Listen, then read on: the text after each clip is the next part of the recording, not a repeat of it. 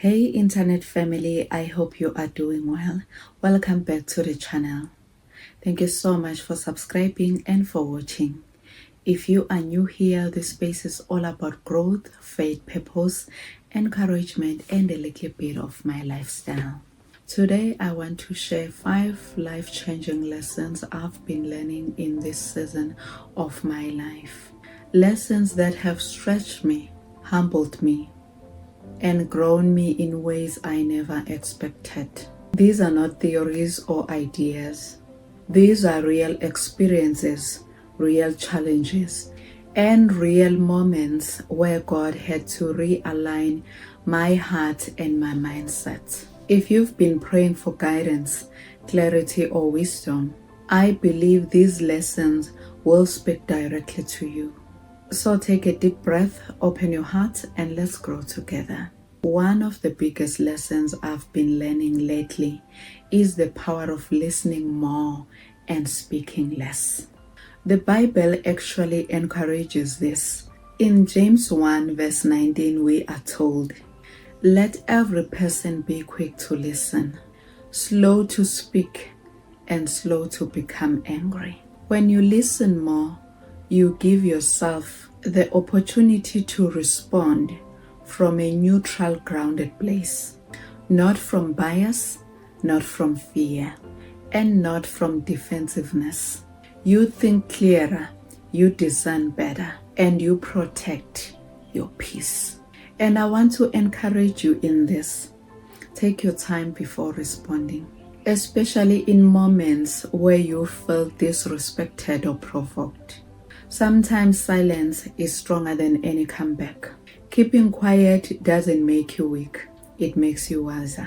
You are too smart, too grown, and too purpose-driven to be dragged into unnecessary battles.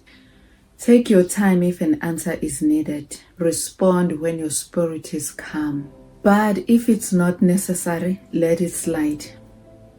Better that way, yeah? Preserve your peace, protect your power. Because the truth is, every time you react hastily, you hand over your power. But when you choose silence, patience, and self-control, you rise. You stay in control of your emotions, your voice, and your dignity. Another learning I've been learning is the importance of showing up for the people you love, even when you can't give them what they are asking for. Sometimes you may not have the money, the solution, or the resources, but you still have your presence. A call, a visit, a check-in. Just being there, that alone carries so much power. This is Ubuntu, the understanding that I am because we are. Showing up says, I have not distanced myself from your struggle. Even if you cannot fix the situation, your presence brings comfort. Because the truth is this, people don't always need what they are asking for. Sometimes they need someone to talk to, someone to vent to, someone who listens without judgment. Sometimes they need a shoulder to cry on, or someone who will softly say, I am praying for you. So don't ever feel like you are not needed, simply because you can't provide what they requested.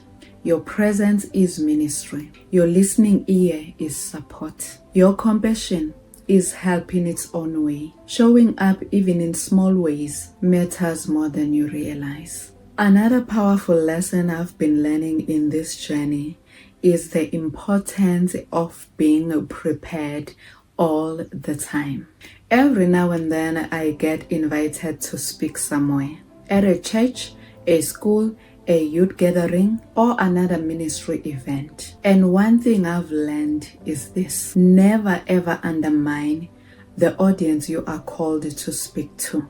Whether it's many or few, young or old, educated or uneducated, black or white, show up prepared.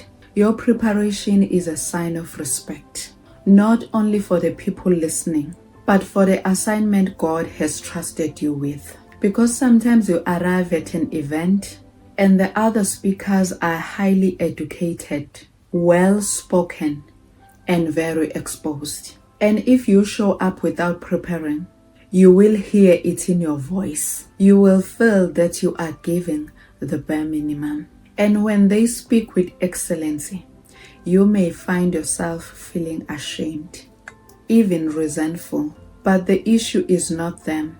It's your lack of preparation. So give your best. Prepare your sermon. Prepare your speech. Prepare your message. Offer something that allows you to walk away with peace, knowing I gave the best of what God placed inside me. Because excellency does not come by accident. It comes through preparation. And when you prepare, you honor both your calling and your audience. One more lesson I've been learning is this: do not be desperate for anything. Desperation is dangerous. It makes you act without thinking, compromise without praying, and choose from a place of fear instead of faith.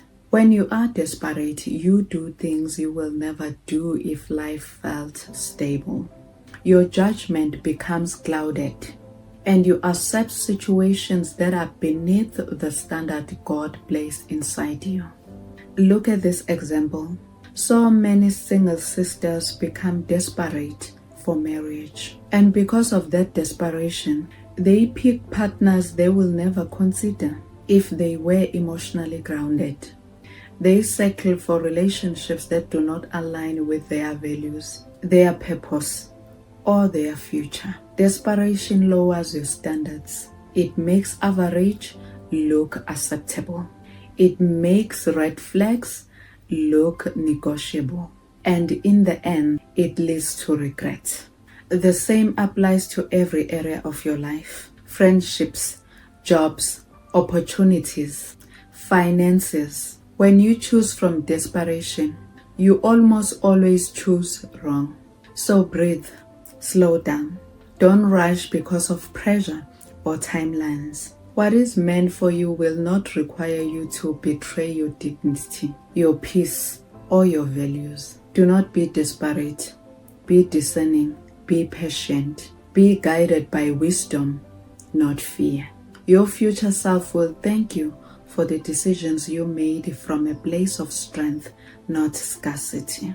Another lesson I've been learning is this: the things or the people you think you cannot live without, you actually can. Sometimes we elevate people, relationships, jobs, positions, or even material things to a level where they become idols in our hearts. We convince ourselves that without them our lives will fall apart. But that's not true. Many times what feels impossible to let go of is only difficult because of the story we have told ourselves. We have tied our identity, our worth, or our future to something that was never supposed to define us. And here's the truth: life continues, you continue, God carries you. When you finally step away from what you thought was holding you together, you usually discover that it was actually holding you back. You realize, I did not die.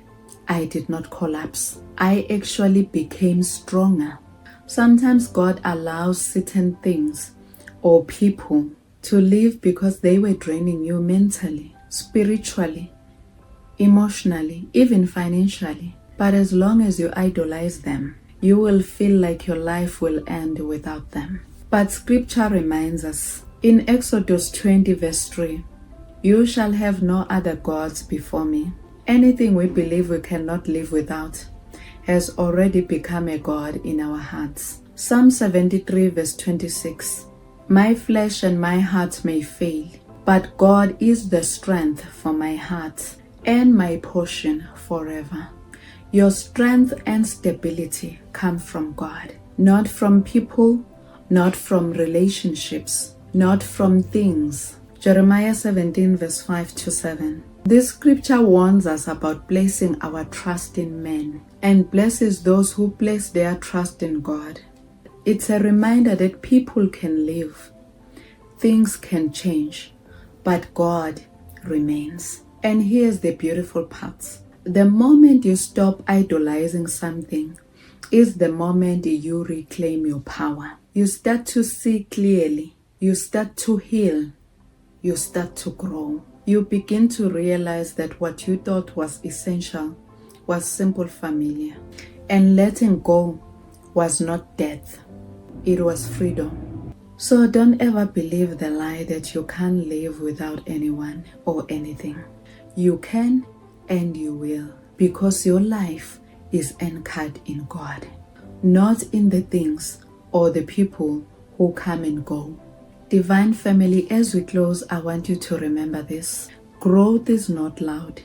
It happens in quiet decisions, daily discipline, and honest reflection. These 5 lessons are not just teachings. They are invitations. Invitations to rise higher, to think deeper, to walk wisely, and to trust God with every part of your story. If even one of these lessons spoke to you, hold on to it. Apply it. Pray about it. Let it change you. And as always, keep becoming, keep growing, and keep walking in the strength God has placed inside you. Thank you so much for watching. Stay blessed, stay grounded, and stay divine. Until next time. Bye, family. Have you ever felt broken yet longed to feel whole? In Fractured Yet Whole, Embracing Strength Through Faith, journey through the raw beauty of imperfection, resilience, and divine restoration. This powerful book invites you to embrace your scars, not as flaws, but as sacred marks of growth. Through poetic reflection and heartfelt storytelling, discover how faith transforms brokenness into strength and pain into purpose. Whether you are navigating storms or standing in stillness, this book reminds you you are beautifully broken yet divinely restored. It's not perfection that makes us impactful. It's the courage to shine through the cracks. Fractured Yet Whole is available now, exclusively as an ebook. The link is in the description below, and if you are not sure, feel free to contact me directly.